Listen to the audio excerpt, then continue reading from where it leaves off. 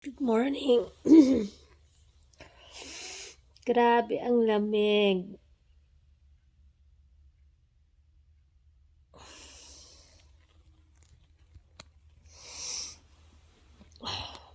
Ang oras ay 8. Ano oras mo? 8:35 in the morning.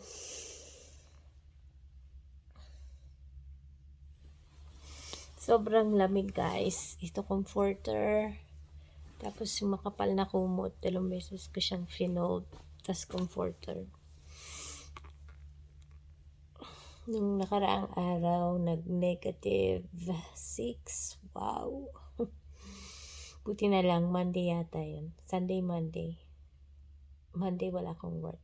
Kahapon, Tuesday. Sa resto lang yung work ko, pero my goodness. Insanely busy.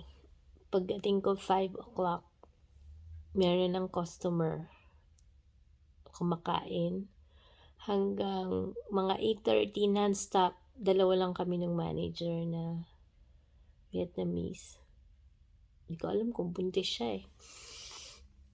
Dalawa lang kami. Yung isa namin kasama, hindi siya pumasok. Pero napunta siya doon kahapon. Parang namamagay yung mata niya. Kaya sabi ng manager, kinausap ako. Dalawa lang daw kami. Tapos, ang daming dumadating ng mga tao para mag-dinner, kumain. Dito kasi lalo na malamig. Mga tao umiinom. So, di ka lang magsiserve ng food, magsiserve ka rin ng drinks. Tapos, mahilig pa sila ng, lalo na yung mga umiinom, di lang sila iinom isang beses. So, you have to check on each table kung sino kailangan ng drinks. Dahil sa sobrang kabisihan, nangyari, yung mga order ko na sinulat ko sa papel, nagka-gulo-gulo. Di ko alam kung nasa na isa kong uh, yung parang para siyang leaflet, doon ko sinusulat. Nawala ko yung isa, hindi ko alam kung saan na napunta. Kinuha ko na yung order ng isang table. Puro lalaki sila. Una isa lang. Tapos dumating, naging 2, naging 3, naging 4, naging 5. Pag ganyan kasi, you have to take note. Kailangan kong alamin kung sino yung magkakasama. Kasi nga, pag nag-bill out na sila, yun, kung ano yung order nung magkasama dun sa table, yun lang dapat. So, ang nangyari, 5 sila, tas tag-iisang ticket. Ibig sabihin, bawat isa magbabayad. Yung order nila, sinulat ko lang sa isang papel. Pag pinasok mo yun sa cash register, dapat may sarili-sarili silang tab na tinatawag.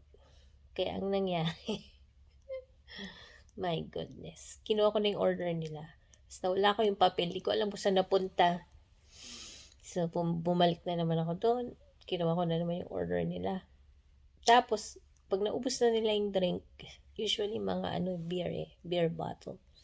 Sabi na naman, I want another drink. So, yun, kailangan mong alamin kanino yung kanino. Buti na lang mabait naman yung mga lalaking yun. Yung mga gentlemen. Patient naman sila. Grabe, sa sobrang kabisihan, dahil nga yung manager ko, siya yung nagbibigay ng mga drinks sa bar.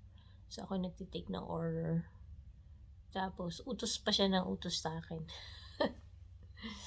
Pero okay lang naman. Tapos may parang nagyayamot siya kapag meron siya sinasabi na sa dami pa naman ng tao. Pero okay lang.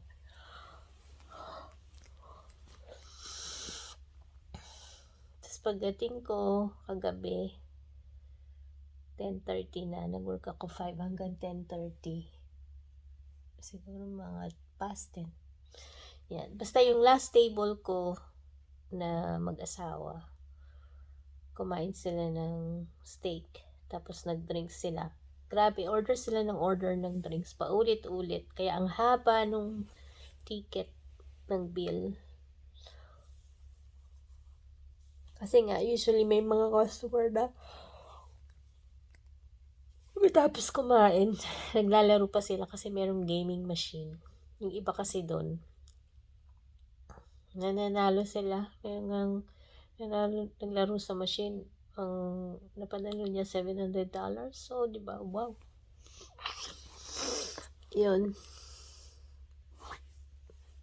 Tuloy ko kwento ko